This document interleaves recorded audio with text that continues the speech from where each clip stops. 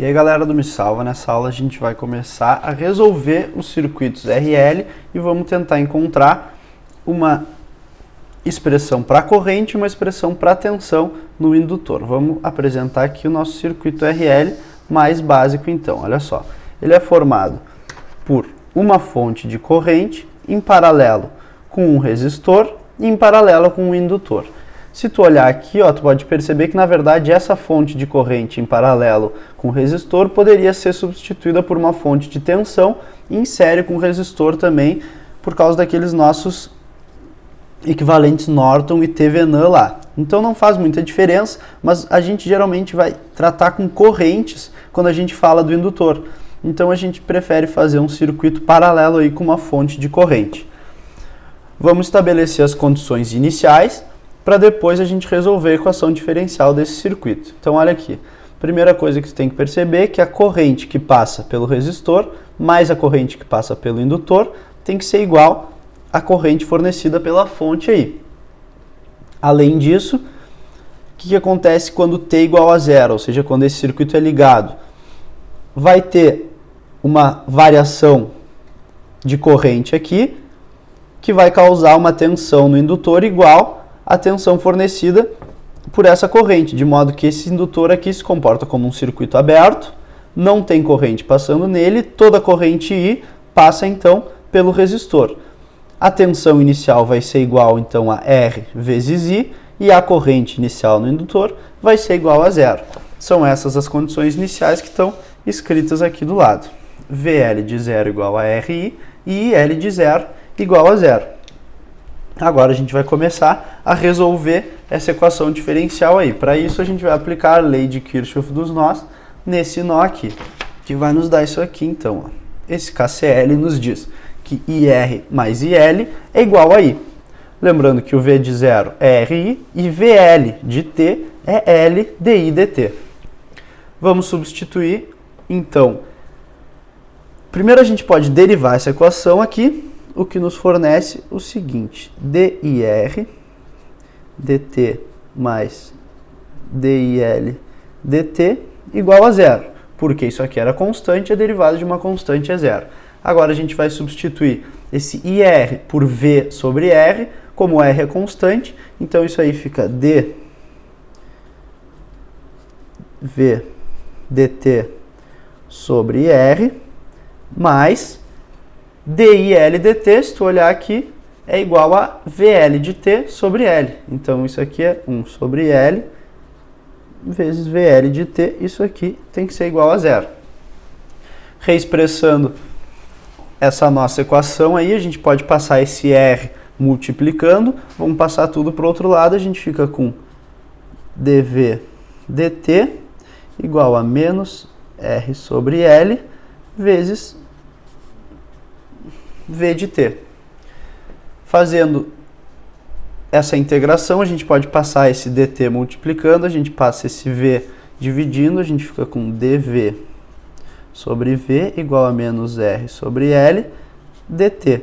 Integrando os dois lados dessa equação, a gente obtém que o logaritmo natural do V é igual a menos R sobre L vezes o tempo t mais uma constante de integração. Tirando a exponencial dos dois lados, a exponencial de uma soma é a mesma coisa que a multiplicação de exponenciais, e uma exponencial elevada numa constante é uma outra constante, então a gente chega num resultado dessa forma aqui, V de t igual a K vezes E na menos R sobre L vezes T. Lembrando da nossa condição inicial, V de zero igual a RI, a gente vai chegar aqui em V de zero, que é igual a RI. Se tu botar zero nesse tempo aqui, essa exponencial vai para 1 e sobra só o K. O nosso resultado final para tensão no indutor, então, é VL de T igual a RI vezes E na menos R sobre L vezes T. Esse aqui é o nosso resultado para tensão no indutor. Agora, se tu lembrar que VL é igual a L dI dt, a gente pode chegar numa expressão para corrente integrando esse VL aqui. Como é que a gente vai fazer isso? Vamos botar aqui o IL